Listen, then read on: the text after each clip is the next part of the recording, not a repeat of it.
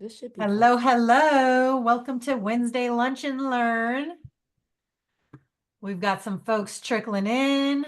Let's see what's up here. Hey, Maurice. Hi, Erica. Ooh, look at that. Breon, Akeem. Hey, guys. Dana Mac, Danielle. How's everybody doing? We're going to have a quiet group today. This may be a quick lunch and learn. I know, right? One question in the chat and we're out. Let's see. I think I got everybody in right now. Maurice and Erica, I definitely want you to share with the group your event and how that was on Saturday.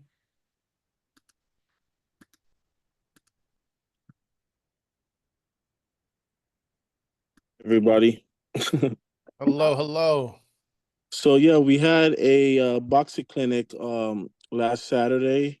The nonprofit plug, the clocked in was there, Youth Based Beyond Watts, and it was actually a great turnout. It was mostly training. We had basically all ages. We had, I think, kids as young as maybe 6 or 7, adults as what 40, 50. So yeah, it turned out really great. We had a good turnaround and more to come. Awesome. Yeah, you guys did fantastic. It was so much fun. Yeah, so yeah, it was I was impressed. So yeah, I mean, hard work pays off. Amen to that. Thank you for sharing. Anybody else wins, accomplishments, milestones, just any cool stuff to share?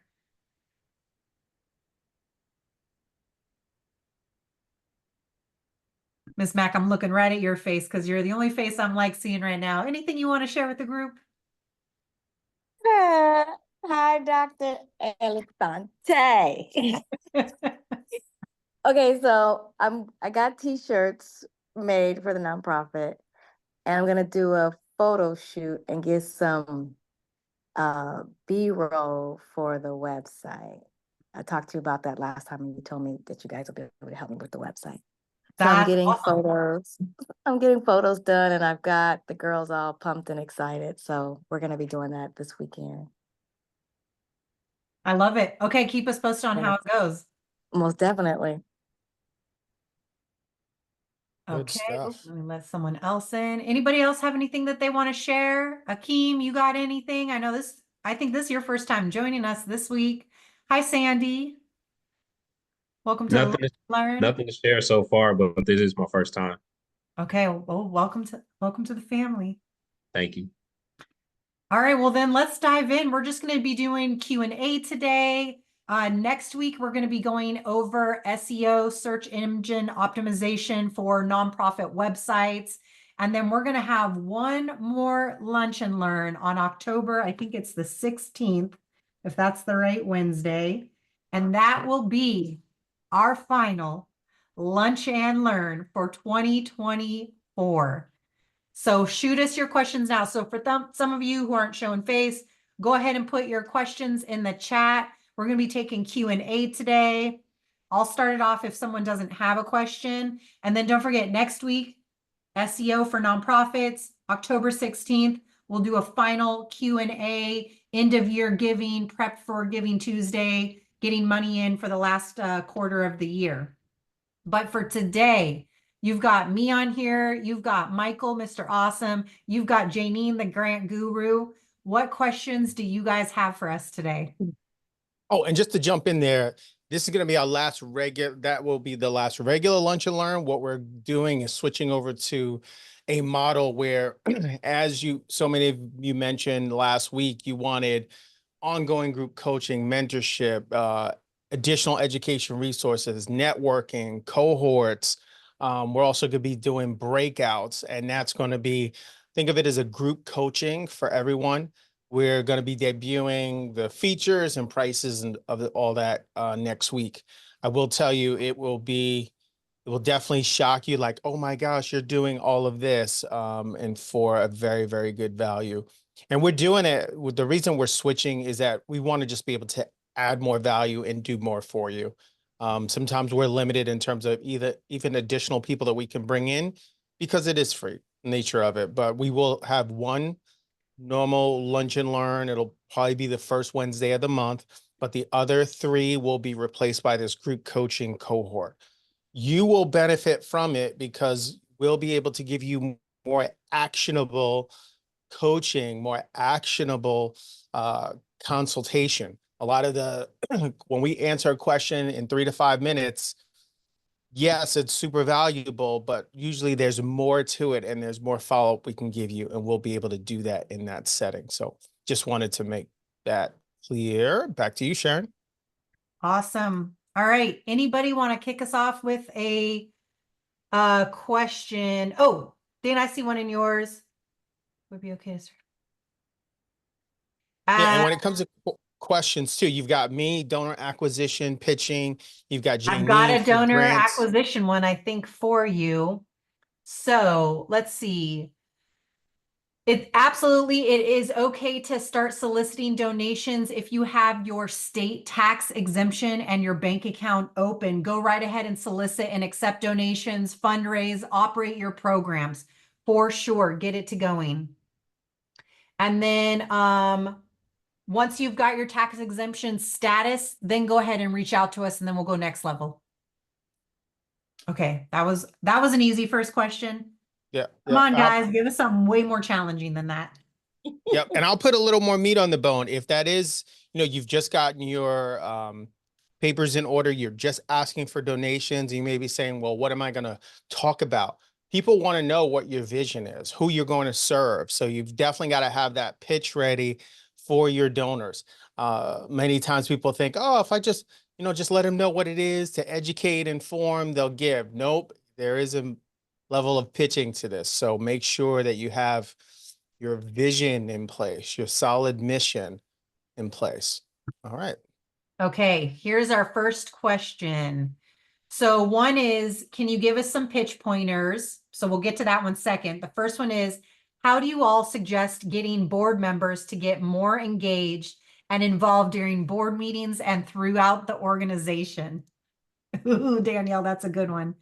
Janine or Michael, either one of you want to take that one first? Well, one, I would say put them to work. So often we think, well, oh, I'm going to ask them to do a few things. Come to them with a very, very solid plan of what you want to do. Find out also what their interest is, because if it can be mutual, because I've seen board members that are, well connected in the community, but you might be asking them for the wrong thing. So make sure that one, you have a good idea of who they are, what they can do, what they have access to. Give them something to do. It's okay to put your board members to work and have a clear plan. Don't assume that they're not going to organize anything for you. You should have your plan in place. Dr. Sharon? I love that. Janine, you want to add to that before I jump in? Yeah. I would simply say, when you're trying to get them engaged, first of all, who's on your board? What are they good at? What are the different qualifications that they may have? What are their skill levels? Because that will be a telltale sign of what you can assign to them and the things that they have passions about and that they're good at. Because you don't want somebody, you want to assign them tasks that are based on the things they know how to do and like to do, because that makes it much easier. And then I always tell people also, part of the engagement, is money, involved and invested. So get those, how you keep them engaged. A lot of times, if you have set a certain amount of money for each one of them to raise, they're going to see about their investments. So that's something else you need to look at. Make sure every board member has a certain amount of money that they have to raise. So look at their skill set and then put a set of money on them, and that will definitely keep them engaged, because you're always finding out what's going on with them, how they're able to make things happen. So, yep, skills and money. Perfect. I love it. And the last thing that I would really just add to that, and it's kind of to re-emphasize what Michael was saying, is create a task list for your board members, assign them specific roles, treat them like employees with, maybe you've got a scope of work, job descriptions. And if they don't do that shit, get them off.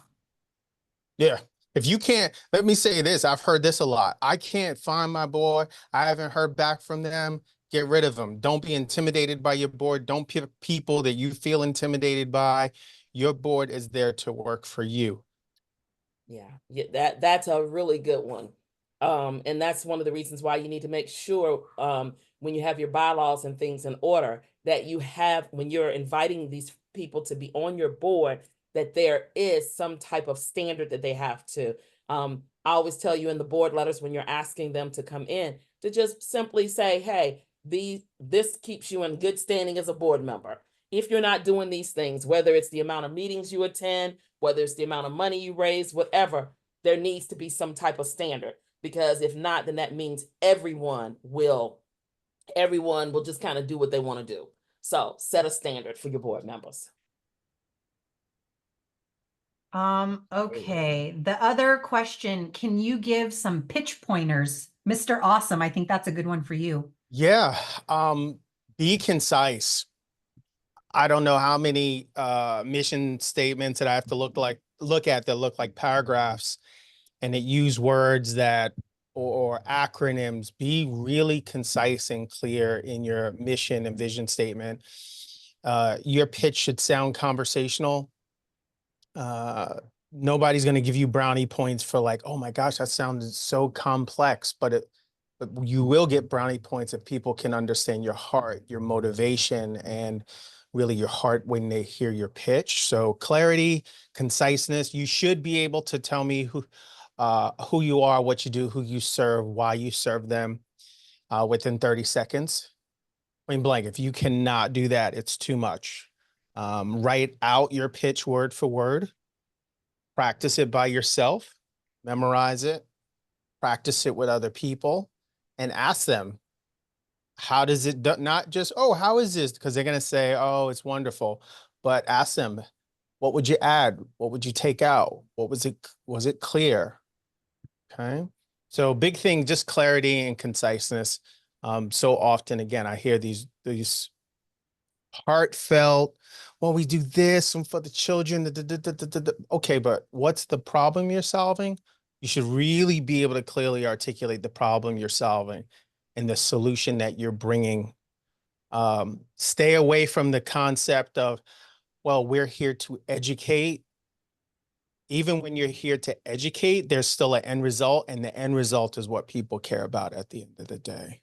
I'm here to inform and bring awareness. Yeah, but once you're informed and brought awareness, what's the end goal? So those are just a couple tips. Perfect. I love it. Okay, let's see what else we got here. I have a mission and vision statement, and I wrote up a one sheet too. I'm working on a pitch for Sony CEO. Ooh, very cool. And I'm meeting with them and working on my ask. I want to really hone my ask. That's what I would like to know. So that's kind of like your pitch and your messaging. Here's a good one. I Okay, can go sum ahead. that And one while up. I read the second question. Yeah, no worries. Tell me in one word, in 3 words or less, what you want from that meeting.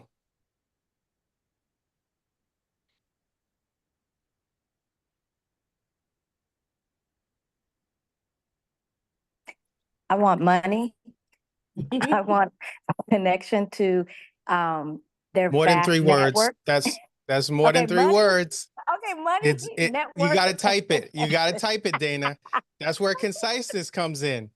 You got to type 3 words that you want from that, 3 words. of what you want from Okay. that meeting.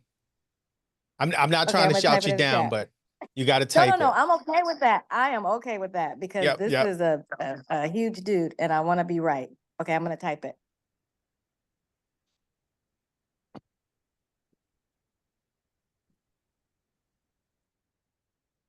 And what I'm going to show you through Dana applies to every single person in the room. Every single person in the room. Okay, so. All right, next question was another question, donations, network, mentorship. Okay, donations, that's not specific enough. Network, what do you want as an end result? Mentorship, why should they mentor you? And so that's why in 3 words or less sounds like this: donation of $25,000. Donation of 25,000. That sounds like. Or on the networking side in 3 words, connection to regional leaders. Like we got to be very, very concise yet specific. So you got to come in there with the number, and in your one sheet and pitch, and this goes for everybody, when you're asking, we should be able to back up every dollar we're asking for with how it's going to be used.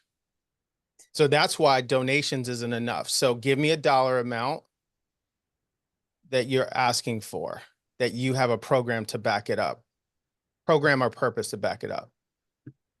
So there's another question, just make sure it's in the bylaws to have a way to get rid of them, correct? Oh, so that was about the boards. So they said there's another question, just make sure it's in the bylaws to have a way to get rid of them, probably talking about the board members. Dr. Sharon or Janie? Let's see. She wants, so you, in your bylaws, there should be an area in there that discusses how you vote people on and off. There always needs to be that. And just to give you just a little bit more about that, it was kind of what we were saying earlier. Everything needs to be mapped out when someone accepts it, and make sure you have a signed, some type of signed copy or official copy, because you want to make sure, number one, that there is something that says that the founder can't be voted off, because that's something that they do. People come in and they take over. You have to just put the language in there. They cannot serve as the president, but you don't want the founding person to be put off, because then that way, a lot of times it changes it. I see. So just make sure with the bylaws, everything, that's what rules your nonprofit. So if someone were to take it to court or whatever, if it's not in the bylaws, oh, they kicked the founder out. I've dealt with clients like that, and that's the reason why we always try to put in those bylaws, there has to be a clause in there.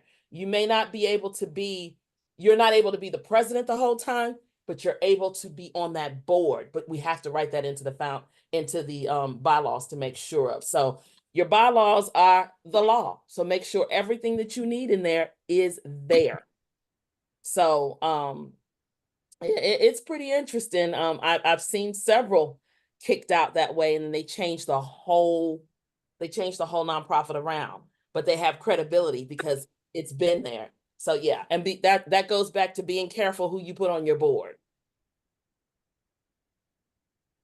Good stuff.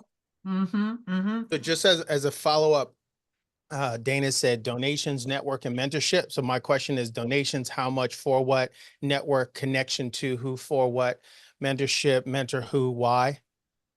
So that's why we got to be super duper concise. We have such a limited amount of time in these meetings. And when you are meeting with a CEO at that level, you need to have every single minute planned.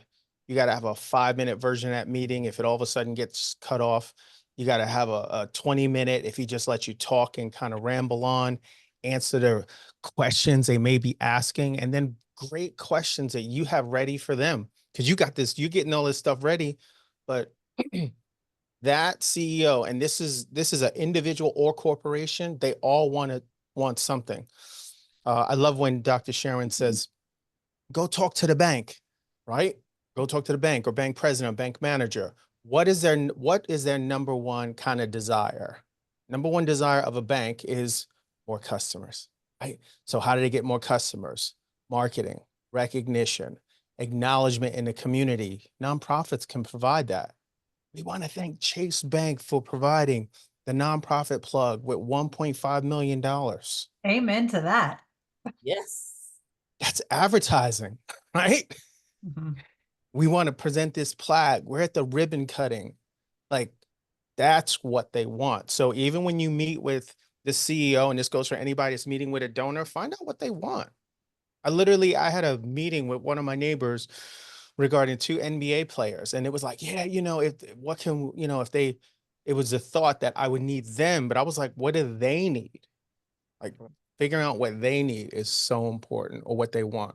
So a distinction from the president role. I'm going to let you guys take that one. So be distinct from the president role to the executive director and founder? Which roles keep me in place and on the board and perpetuate? Okay. None of them. Okay, sorry, go ahead, Jamie. So there's distinct differences in what you're asking for. An executive director is generally a paid person. A paid person is not the same as a board member because board members can never be paid. So we have to make sure there is a distinct distinction between board member and employee. Okay. I always tell people the best way to do that is use a W-2 and not do contracting because it gives them some kind of a question mark there. Okay. But you have to make sure that those roles are pinned out. Now, executive director, I don't know if there's a way to say that they can't be replaced because see, then that would be an HR type of deal because they're paid unless it's an unpaid type thing. But if it's a paid role and they're a regular employee, you have to go by the rules that are in your state. But the president is a board member because we're talking about nonprofits here. We're not talking about for-profit. The president is a board member. So they cannot be the president the whole time. There has to be elections and you have to set that up in your bylaws. I usually tell people if you're a brand new nonprofit, set it up for at least 4 years that you serve for initial board members. And then after that, then every 2 years or so you can switch or every year, whichever way you want to do it. But you as a president, you can be the initial president, but you cannot stay on as the president the whole time. So when you're writing in your bylaws, you write out that the original incorporator or founder cannot be removed from the board. You can put that in there so that they always have a vote, but you just can't say things like the executive director or the president has to stay on because then that would be unlawful as far as you being a nonprofit. You want to add something, Sharon? Nope, that was perfect. I loved it. I see the smiles over there from Miss Mac. All right, what other questions do we have? Drop it in the chat, unmute your mic. Dana's on a roll with these questions, giving all of y'all the opportunity to get some learning. Exactly. She's just stuffing the knowledge in her pocket. So is there anybody else that wants to bank in on the knowledge that's in the room? Sandy, Maurice, Erica, Danielle, Dana. And when you don't ask questions, that lets us know you got it figured out. That lets us know you got this. You got this. It's flowing in. The board is great. The capacity is great. The grants are jumping. You mean to tell me everybody on here has gotten $1 million in grants? They are balling out. I'm telling you Got it this. going on. You know, you mean to tell me that so no one's had any trouble getting any grants, or everybody knows how to write a government grant, or they know about sam.com? I see your face up there, Miss Dana. I mean, there has to be questions. And let me tell you something. Do not be afraid to ask questions because I promise you, I was always taught that there were no dumb questions. There really aren't, not when it comes to this stuff. So what you think somebody else already knows, they don't know it. So I deal with a lot of people that don't understand a lot about these grants and things. And let's see, we talked about charging for programs to be a part of them as participants. What is a good amount? That's based on the program that you actually have. What are you giving? And then is it a fundraiser or is this something that keeps your nonprofit afloat? You have to look at all those things. It's not like a cookie cutter thing. We can't say, hey, every program should be this amount. You have to look at the audience you're serving. Is that audience able to pay that kind of money or whatever it is? Or do we need to get a supplement for a sliding scale for this program? There's a lot of different ways you can come at that. It just depends on what the program is, what you're providing. I would say if you were doing something like, let's say, medical, on a sliding scale of medical, there are clinics out there that people need medical care, but they're getting grants and things to help with the sliding scale. So you may have one customer that doesn't pay anything, but you might have another customer that has to pay $50. But see, those are things you have to look at, and that will come in your statistical information that you would have depending on what you're working with. And keep in mind too, like, let's say, for example, you're an after school program, childcare for kids, you probably should be in alignment with industry fees for that and kind of what's right in your area. You know, if your area is only charging, you know, $50 a session, you don't want to charge 150. Okay, Sandy Chun, we have a fundraiser coming up. However, we don't have access to many people with the resources to make large donations. We're also in Palmdale, so people don't want to come out here from Los Angeles. What's the best way to get in touch with potential donors? Well, I want to jump in with that one. And when you say we, what's the team? And then I'll answer more. So if you could just say the we, who's the team or how many people? Couple of things is that I can confidently say we're around anywhere from okay, so 14 team members. 14 team members that all drink coffee, bank somewhere. They get their hair done, cut, they get their cars washed. They all frequent businesses of some sort. They go to places where they buy their clothes. And those are all potential opportunities to have donor conversations. We're around, and if you're talking about 14 different team members that bank at Chase, Wells Fargo, Bank of America, different credit unions, that go to the cleaners, that go to car washes, those are all people to talk about who you are, what you do, and who you serve. So I know the term large is relative. One of our clients now is having conversations with individuals that are looking for tax write-offs. And so one of the things that the number we came to, they're asking for $5,000 from an individual. They're looking to raise $25,000 to get a repairs done. So they're looking to 5 people to put in place. So to answer your question is, you are around resources, you are around people, and this is where you just got to start talking to people. Have a pitch, have a donor deck, a one sheet to be able to present to people. That's what we help you prepare at the Nonprofit Plug. But and then you said we're also in Palmdale, so people don't want to come out here from LA. So does the fundraiser have to be in Palmdale, or is it that, what's the tie-in with Palmdale? Is it that you can? Where are the services located? Because That's what I wanted to know. Los Angeles is irrelevant if you're not providing services in Los Angeles.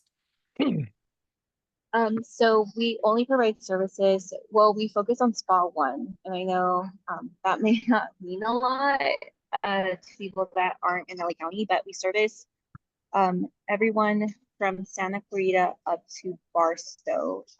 We're a really big region. But we also do have clients that live in LA County, and we also have referral agents that send or refer clients to our services because we do provide virtual services. So technically we can provide services to anyone in LA County. Okay, so my recommendation is start where you provide services, because nobody wants to, if someone's in LA and you don't provide stuff in like the city of LA, then it just like, that's not going to jive and they're not going to relate to the mission. So if you're like what Michael was saying, focus on where you and all of your team members bank, where you guys all shop at, all the businesses that you guys interact with. Then and expect your board members and your volunteers to each invite, 10 to 15 people. And, that looks like you got 14 team members. If 10 of them are each if all 14 are inviting 10, that's 140 people.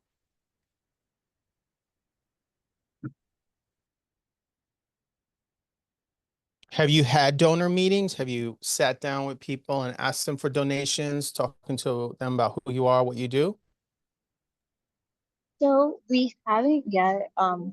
We are going to start focusing on the fundraiser after this week because we have a huge resource fair that we're hosting on Friday. And we're planning on having about 150 people and like over 30 agencies tabling at our event. So we haven't sat down to actually focus on the fundraiser. Okay. Well, I'm going to throw this out there because and this is not to you, this is just in general. I will say the effort, energy, finances that it takes to pull off a fundraiser to then kind of circle up and say, how much have we raised? It takes a fraction of that same effort. And I'm not saying don't do the fundraiser, because the fundraiser on many levels is that opportunity for people to give exposure and stuff like that. But really dedicating yourself to setting up 15-minute, 30-minute meetings where it's just about letting them know who you are, what you do, who you serve, will go a long way.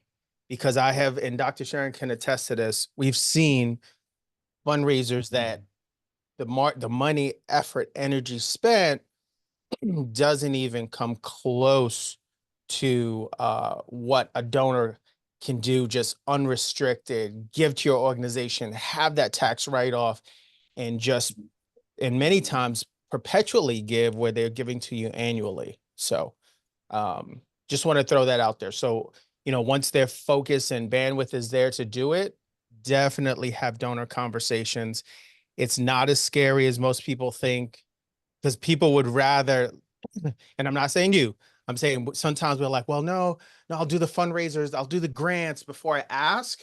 And then once they ask and those checks roll in, they're like, oh my God, I wish I would have asked so much sooner. Because because think about this, I can get 9 no's, right? 30 minutes each to get the one yes, right? It took me 5 hours of time. 5 hours. And donors come in 3 flavors. I'll let you guys in on the secret that we coach, is that donors come in 3 flavors. People who write checks, people that introduce you to someone else that could potentially write a check, and an advocate. That's right. So donors are not just, oh, a check written. No, donor. If you have a donor who's an advocate for you, like Dr. Sharon, I love your organization. Dana, what you're doing is crazy. They will refer you other people, and you will be top of mind to them. All right. And also, one of the things when you're talking about these big fundraisers, I always like to let people know, because one of the things that Michael said, he was saying like the effort. A lot of times we put too much into these fundraisers. I mean, when you see places like United Way and think they bring in millions and millions of dollars, they can afford to put on these lavish fundraisers and things because they know they're going to get the money. But when you start doing things like that, first of all, for a fundraiser, if you are spending 25% more, you shouldn't spend more than 25% on what you want to raise. So really $25 on every $100. And if you're not getting that back, then you have lost money, or you've put more time into something that's not going to benefit you. So I always say, hey, I'm like him, call somebody. You'd be surprised at how many people you could call, and other things you can do that don't even cost money. I tell people virtual fundraising is real. I have held them before. People come on, you put a QR code up there or you put a link, you talk about who you are, get people to come. You have to find, if you want to do fundraisers, you have to find low cost fundraisers that will not cost more money to put on than you can ever raise. Because if you're talking about putting thousands of dollars in it, who says that someone's going to give you that kind of money back to even cover? I've been in those situations where we just can't even cover the cost of what's been put out. So I always tell people, be careful with these fundraisers. Make sure it is something. Now, if you have all sponsorships, that's a great thing, because then everything else makes money. But if you have to put out money up front and do things, then you're going to probably be in the hole when you do these big elaborate ones. So my suggestion is, yes, the virtual ideas are really, really good. Small fundraising events. Let me tell you something else that's a good thing to do. When you go out and you speak to people, I have noticed I carry a business card. I do a lot of things, and I carry a little business card that has a QR code. And if we're talking about our nonprofit, I pass the QR code out. And then I ask at the end, or I'm talking about, if you believe in what we're doing, hey, click this QR code and go ahead and support the effort. And I promise you, I have not walked out of one room where I haven't been able to get some type of donation. I'm not saying they'll give you thousands, but think about it. If you're in 10 different rooms during the month and people are giving you money off of little business cards that you have your name and information on and you're talking about it, that is actual money coming in. So don't discount small beginnings. We always look for the big stuff. We got to start and make sure we're getting monies in. And I like what you're saying too, because whenever I have a client create that donor list, let's go out, let's have some $100 conversations. Then we can bump it up to $500 conversations, then $1,000 conversations, and test it out. You know, get your legs wet. I mean, you know, get your feet wet first with just smaller conversation. Is there a QR code link to Stripe or something You similar? can link a QR code to anything. literally anything you want in the whole world. Yeah. And I'm telling you, try it. You'll be surprised because I tried it. Someone did it and I said, whoa, what are they doing? It was like a business card. I mean, a literal business card. They passed it around the room and they asked for money. At the end of their presentation, they asked for money. They said, you see this QR code on the back? Everybody scan it. And then they asked for the amount of money, whatever, and people were giving. I mean, this person walked out with about $7,500, and I was like, how did she do that? And then people keep them, and then you'd be surprised at others that will give. Maybe they didn't give that day, they'll give later. But you want to capitalize on those people that are with you. So whenever you are somewhere, always have something that they can do right then and there. I keep a QR code picture right on my phone screen. So if I leave my phone somewhere, or if I have it in my hand when I'm at events, I literally just hold the QR code right there up on my phone screen. People scan it right there, get all the information. You can have it linked to a link tree where you could have like all sorts of different stuff, but the more direct you are, the more impactful you are. So if you have it linked right there to your donation stuff. So if you use GiveButter, for example, the donor management software, they'll create a QR code for you. That's right.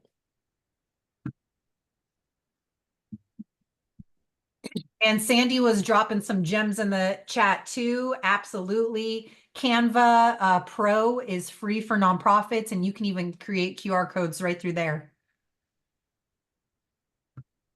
Thank you for sharing that, Sandy. That's one of my favorites. Yeah, I use Canva. Any other questions? We'll take one more question. Anybody got a burning question about their nonprofit? Any topic?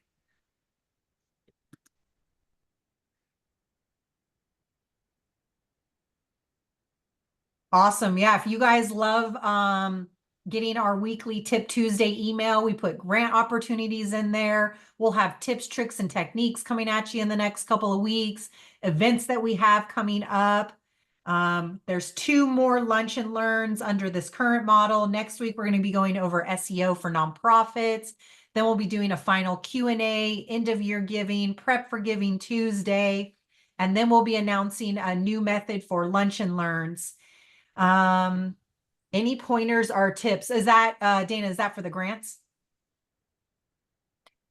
Just to make sure you follow the instructions in the requirements. Best thing you can do on grants is that project management skill set. So if you go through the requirements, make that checklist, that's the #1 pointer I can give you for that. Number 2, hire a grant writer. I literally was just going to say that, which we have our grant guru right here on the screen. Yeah. Go, Jamie. Yeah, even if it's on a per grant basis, you only get one shot with those grants. And sometimes you just got to do the math on it. You're doing them. Sometimes we treat the submitting a grant like the casino, just like, oh, let's see what happens. But be more focused. And these grants come in, we We have lists of grants. We can match you with grants based on your organization. So reach out to us. And one of the things I will give you a tip on is when you're doing these grants, especially if you have a grant writer that's doing them and they know they know the verbiage on it. I will tell you something that actually just happened. When they know the verbiage, they send it. I had a grant that received a denial because they said it wasn't quite with what they wanted. But guess what they did? They turned right around and sent me to their sister grant and said, you can get a grant from them. Fill out this information. That just happened. I mean, like just before I got on this lunch and learn.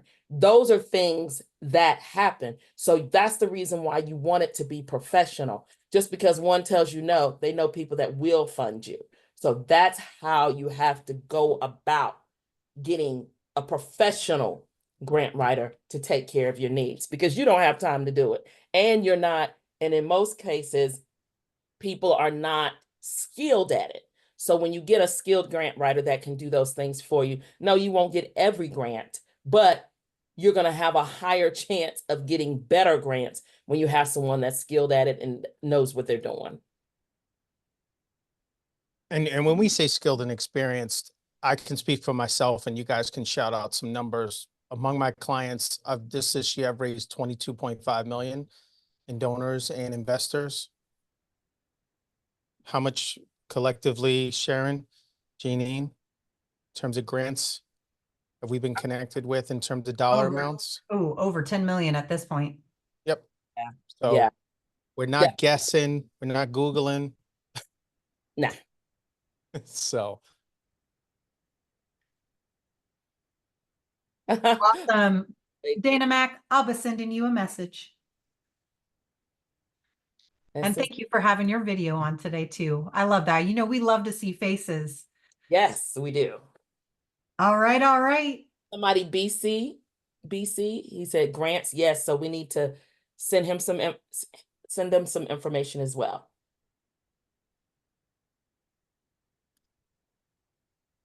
yeah, and Teresa Kennedy says, oh, you responded to Teresa. Okay. Perfect. Awesome. Awesome. And we're not, and I'm going to be totally straight, because Dr. Sharon, this is how she talks, this is how we do, right? When we talk about utilizing our services, it's not because we're like, oh, this is the only way, and there's some other great holy grail, and you don't need us. Right. We do this stuff every single day. And, you know, when it comes to donor acquisition, grants, capacity building, that's what we do.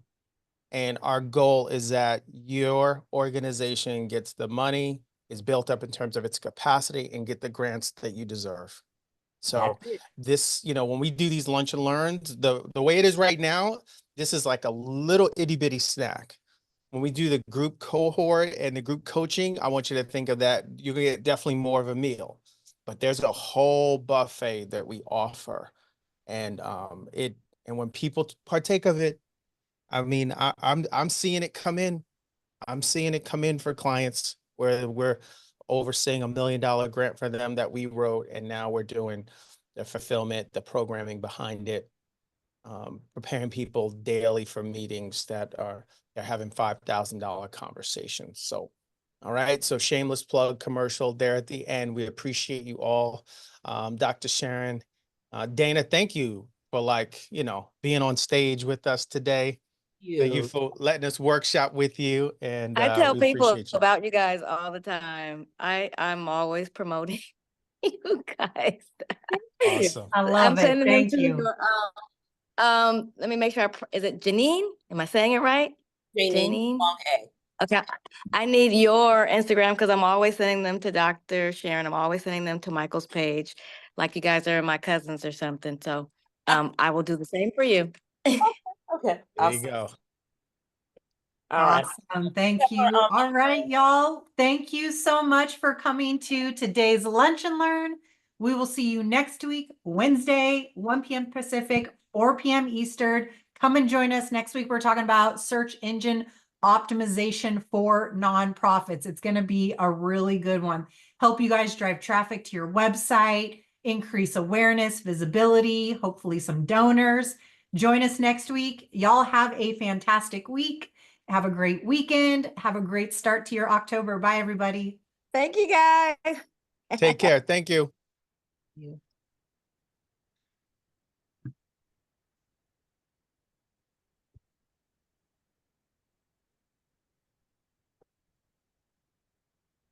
Hang on one second. I'll be right back. Not going anywhere.